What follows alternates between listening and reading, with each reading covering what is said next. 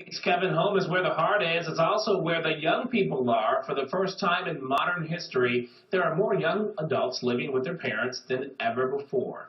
Now, financial professional Mindy McIntosh from McIntosh and Associates is here to help us keep the peace at home. This is a good lesson, especially on a Sunday. Millennials, 18 to 34-year-olds, what's really driving this point home that they're staying home longer? Well, it's really interesting. A few factors come into play. So we have about a third of these millennials are actually coming back and living at home for several reasons. We're seeing that people are getting married later in life.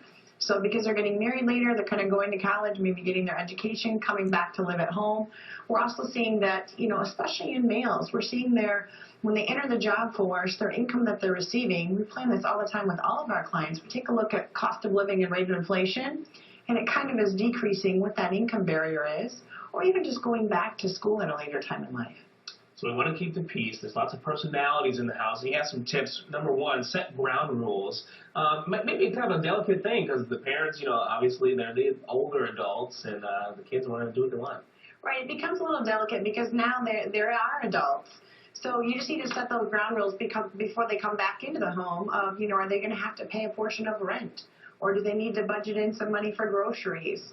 And what is that going to look like, when they come back in? So not that all of a sudden they're here and you haven't done what we prepare for our clients all the time, that kind of pre-plan or pre-game of what's going to happen and what are their expectations. Number two is team up. What does that mean? Making sure husband and wife are on the same page. So can't have husband going behind wife's back, keep filtering, let's say, some money to that son or daughter when the wife isn't really on that same page. So that way they're kind of having the same ground rules for the household and making sure that everyone understands and abides by those. And from the young person's standpoint, I guess you should just realize that this is just what has to happen given the circumstances, and you're not out on your own fully. Correct. So that way then they know their expectations, they know they're then saving money, and then just having the parents help them. So not only are they in the household helping out that way, but really give them that additional financial education that is so needed. How to budget. So if they go to our website at wealthmichigan.com, it kind of gives them ideas for that millennial and how to budget for their expenses and how to put away for their future, not just day-to-day living. Number three was help, no handouts. Might be hard to do, but it plays into what you were saying. It teaches the responsibility. It does. It teaches them that responsibility and not that everything's not just given to you in life.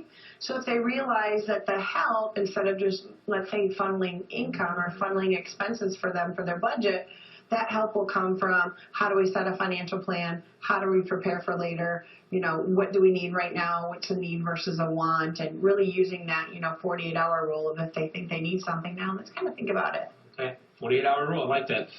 Finally, prioritize your money, and I guess the whole goal is while you're living at home to kind of maximize on the situation. You're saying set a budget and maybe set some money aside. How do you go about kind of detailing that?